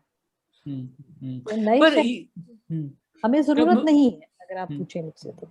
बिल्कुल नहीं, मैं ये कह रहा हूँ कि नए शहर मतलब एग्जिस्टिंग शहरों को ही किस तरीके से हम लोग नया कर सकते हैं। हाँ, तो उनको अगर बढ़ाना चाहते हैं तो उनकी नेचुरल एडवांटेज देख के उसमें जो इन्वेस्टमेंट होनी चाहिए उसको कीजिएगा। लोग बैंगलोर सिर्फ काम के लिए नहीं आते, उनको जब उनकी फैमिलीज बढ़ती हैं तो उनको एजुकेशन मिलती है अच्छी शहर में, उनको लगता है कि हेल्थ फैसिलिटी अच्छी है शहर में, उनको लगता है कि वातावरण अच्छा है इस शहर बेंगलुरु में। पर ऐसी बात, उनको आप वही वो जो पूरा का कॉन्सेप्ट है, अगर आप उनके गांव में ही उनको स्कूल दीजिएगा, उनको व्यवसाय दीजिएगा, क्यों नहीं हम वो इन्वेस्ट, और ये बहुत बेसिक इन्वेस्टमेंट, इसको हम करें तो वो शहर अपने आप ही बाकी शहर भी बड़े हो जाएंगे। बेसिकली हिंदुस्तान में या तो ये, हाँ, हमारे यहाँ पे या तो ये 1 करोड़ वाले शहर बन रहे हैं, और या फिर बहुत सारे शहर हैं जहाँ लाख की पॉपुलेशन भी नहीं है। तो हम कैसे शायद और 10 लाख वाले शहर बनाए, तो कि वो 1 लाख के शहर को 10 लाख कैसे बनाए, बजाय इसके कि शायद ये 1 करोड़ को 10 करोड़ करने की जगह। तो पॉलिसी में जो हमारा फोकस होना चाहिए वो होना चाहिए स्मॉल एंड मीडियम टाउन्स पे। उनको हम निग्लेक्ट करते हैं। अगर हम स्मॉल एंड मीडियम टाउन्स पे फोकस करें तो उनका जो आसपास का हिंटरलैंड है ना, वो वहां से माइग्रेशन रेस्ट करेंगे, उनके बैकवर्ड और फॉरवर्ड लिंकेजेस बनेंगे उन रूरल एरियाज के साथ, उनके लिए उन गांव जो उनके आसपास के गांव हैं उनके लिए वो मार्केट बनेंगे, और जो गांव का रॉ मटेरियल है उसको वो अब्सॉर्ब करेंगे, उससे उनको लेबर मिलेगा। तो और फिर गांव की भी तरक्की होगी और शहर की भी। तो इसी तरह से ये जो अर्बनाइजेशन है इसको हमको बहुत एक तरह से यूनिफॉर्म अभी जो है टॉप हेवी है, बड़े बड़े शहर बहुत हैं और उसी पे ही सब फोकस है। जो सेकंड लेयर, तीसरे लेयर के शहर हैं उन पे हम बिल्कुल भी सोचते नहीं है। और अगर आप मुझसे पूछिए तो बैंगलोर, दिल्ली, इनको अब सुधारना बहुत मुश्किल है। कहीं मैसूर दूसरा बैंगलोर ना बन जाए या मैंगलोर दूसरा बैंगलोर ना बन जाए, हुबली धारवाड़ जो है वो अच्छा शहर रहे, उस पे अगर हम फोकस करेंगे तो हमारे जो अर्बनाइजेशन है वो अपने आप हम उसको ग्रोथ की तरफ डायरेक्ट करेंगे। और ये आपने रीजनल वाली बहुत अच्छी चीज बोली। मतलब मैं देखता ही हूँ कि बैंगलोर में सिर्फ ऐसा नहीं कि ये शहर, आसपास ऑलमोस्ट 200 किलोमीटर का एरिया जो है वो इस न्यूक्लियस पे डिपेंड करता है। वहाँ के जो गांव हैं वहाँ का प्रोड्यूस यहाँ आता है, आसपास 8,000 में square industrial. Kilometre, 8,000 square kilometre है? अरे वाह, ओके, इतना बड़ा एरिया है। बैंगलोर का जो रीजन जो हम डिफाइन करते हैं वो 8,000 स्क्वायर किलोमीटर है, उसमें से वाह, बैंगलोर शहर सिर्फ 800 किलोमीटर है। बिल्कुल, ओके। स्क्वायर तो इतना किलोमीटर ह्यूज एरिया, तो बहुत उसी बड़ा तरीके का रीजन। अगर शायद नॉर्थ करना, क्योंकि हम कितना भी खाली कर लें तो इसलिए जैसे नॉर्थ कर्नाटका में एक भी ऐसा शहर नहीं है तो वहां पे पूरा रीजन डेवलप हो ही नहीं सकता। बड़ा शहर चाहिए हर एरिया को प्रैक्टिकली। हाँ, एक तरह का नोड चाहिए, पर एक तरह का ऐसा नोड नोड जिसके नहीं होना अराउंड सब चाहिए। लोग, हाँ, हाँ, जिसके अराउंड सारी की सारी इकोनॉमी थोड़ी सी रिवाइटलाइज हो जाए। हाँ, पर ऐसा नहीं होना चाहिए जैसे बैंगलोर। बैंगलोर तो एक प्राइमेट है, प्राइमेट सिटी। प्राइमेट सिटी है, तो फिर जो बैंगलोर के आसपास के छोटे छोटे शहर हैं वो तो वो बढ़ ही खाली नहीं होते पा जा रहे रहे हैं। हैं। हाँ, बढ़ नहीं पा रहे हैं। इनफैक्ट खाली हो रहे हैं। आसपास के डिस्ट्रिक्ट्स का पॉपुलेशन 2 सेंसस में कम हो रहा है। हाँ, यस। क्योंकि तो बैंगलोर में इतना ज्यादा सेक्शन है। और ये प्राइमेट सिटी वाला कॉन्सेप्ट मैंने भी थोड़ी बहुत ज्योग्राफी पढ़ी है, तो जैसे लैटिन अमेरिका में काफी होता है ना, जैसे अर्जेंटीना में बुएनोस आयरेस में शायद 50% आबादी पूरी अर्जेंटीना की एक ही शहर के एक ही शहर में। में हाँ, है। हाँ, तो absolutely। ये काफी शहरों में, और कर्नाटका एक एग्जाम्पल है, हमारा एक शहर इतना बड़ा है, बाकी सब शहर साउथ कोरिया भी 10 ऐसा गुना ही से। है। साउथ कोरिया भी ऐसी है। सियोल की पॉपुलेशन कुछ 20-30% है पूरी कंट्री की।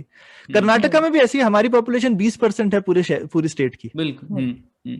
तो मुझे लगता है अंजलि, शायद ये तो जोक है, पर एक ये भी है कि सब हमारे जो पॉलिटिशियंस हैं उन वो सब तो बैंगलोर में रहते हैं, तो फिर तो दूसरे शहर को क्यों बढ़ावा देने चाहेंगे, उनको तो यहाँ पे रहना है। तो मुझे लगता है हमारी अगर कैपिटल थोड़ी और जगह पे होगी तो शायद एक दो और शहर तो बनेंगे उस वजह से। हाँ, वो भी हम लोग, जैसे आपने सुना ही होगा, अमरावती के लिए हम लोग आंध्रा के लिए हम बोले कि 3 कैपिटल्स उन्होंने। मैं उस टास्क फोर्स में थी, जो चीफ मिनिस्टर का टास्क फोर्स था, तो वो हमसे ही निकल के आया है। तो हम लोग बोले थे कि उसको, अमरावती को छोड़ दीजिएगा और 3, एक्चुअली हमने बोला था कैपिटल फंक्शंस को डिसेंट्रलाइज कीजिएगा। वो मीडिया ने उसको कैपिटल्स ही 3 बना दिए, पर एनीवेज जो रिकमेंडेशन थी वो था कैपिटल फंक्शंस को डिसेंट्रलाइज कीजिएगा, जिससे जो डेवलपमेंट है वो आपकी स्प्रेड हो जाए, वो 2-3 बाहर जगहों की, पे। हाँ 2-3 जगह में हो, और वो इम्पेटस हो डेवलपमेंट को, ग्रोथ को। तो इसीलिए एक फोकस रखने के बजाय 3 फोकस रखिए, और उसके हिसाब से फिर स्टेट को ग्रोथ। आपको एक पहले एक सौविक चक्रवर्ती थिंकर होते थे, वो उनका एक बड़ा रेडिकल थॉट था। कहते थे कि हिंदुस्तान में 101 करोड़ वाली सिटी होनी चाहिए। ठीक है, तो हमारे जो 100 करोड़ लोग हैं वो 100 सिटी में रहें जो सब 1-1 करोड़ की हों और एकदम डिसेंट्रलाइज्ड हों, आपस में मतलब उनका ट्रेड हो, आपस में सब अलग तरीके की सिटी हो, यूनिफॉर्म नहीं होनी चाहिए। लेकिन इस तरीके की 100 सिटी हिंदुस्तान में हो, तो वो इस तरीके का हिंदुस्तान देखना चाहते थे। अब कोई कुछ भी सोच सकता है, हिंदुस्तान तो जब है वो है, लेकिन ये परिकल्पना भी, ये भी एक टॉप डाउन प्लानिंग परिकल्पना है कि कोई ऊपर से सोचे कि मैं ऐसे, हाँ, एकदम डिसेंट्रलाइज, लेकिन हम ऐसे 100 बड़े शहर बना दें और उसमें लोग रहें और आपस में ट्रेडिंग करें, एकदम कोई सेंट्रल गवर्नमेंट का उसमें दखल अंदाजी भी ना हो, वगैरह वगैरह। तो ये आपको थोड़ा, ये एकदम सोशल फिक्शन, साइंस फिक्शन नहीं बोलेंगे, सोशल फिक्शन है या इसमें कुछ दम है? नहीं, थियोरेटिकली तो, फिलोसफिकली तो हम बोल सकते हैं कि काफी शहर बने, लोग वहां रहे, पर आप लोगों को कहीं रख नहीं सकते। अगर कल को बैंगलोर में 20 मिलियन नहीं 30 मिलियन लोग भी आ जाएं, तो जितना मर्जी वो बैंगलोर के जो लोग हैं वो चिल्लाएंगे, चीखेंगे, बोलेंगे यहाँ नहीं आना चाहते हम, आप उनको बोलिए निकलने के लिए, कोई निकलेगा? कोई भी नहीं कोई निकलेगा। वही एक क्लब जैसा है, एक बार मैं अंदर आ गया तो मैं बाहर वालों को बोलूंगा तू बाहर तो वाला क्यों आ रहा है, पर हाँ, मैं तो तो शहर में लोग आते ही रहेंगे, शहर बढ़ता ही रहेगा, पर उसको कैसे हम मैनेज करेंगे, उसको हम थोड़ा-सा अगर उसके ऊपर इनोवेटिवली सोचें, तो ऐसी कोई बड़ी बात नहीं है। और ऐसा कोई हम ऐसी स्थिति में नहीं हैं कि अब हमारे शहर मर रहे हैं, अब हमारे शहर अभी भी बहुत वाइब्रेंट है और काफ़ी कुछ हो रहा है शहरों में, काफ़ी कुछ होने की संभावना है और पॉजिटिव एनर्जी है शहरों में। इसको कैसे टैप करना है, उसके बारे में थोड़ा-सा इनोवेटिवली सोचना पड़ेगा। बिल्कुल। वाह, तो इसी सकारात्मक नोट पे ये पुलियाबाजी खत्म करते हैं। बहुत बहुत शुक्रिया अंजलि, बहुत कुछ सीखने मिला, और हम लोग आपकी जो राइटिंग है मास्टर प्लानिंग पे और अर्बन रिन्यूअल पे उसको लिंक करेंगे, और अपने श्रोताओं से बोलूंगा कि जरूर पढ़िए, बहुत कुछ सीखने मिलेगा अर्बन प्लानिंग के ऊपर। Thank you Anjali. Thank you very much, thank you so much, बहुत बहुत धन्यवाद आपका मुझे बुलाने के लिए। Thank you. शुक्रिया।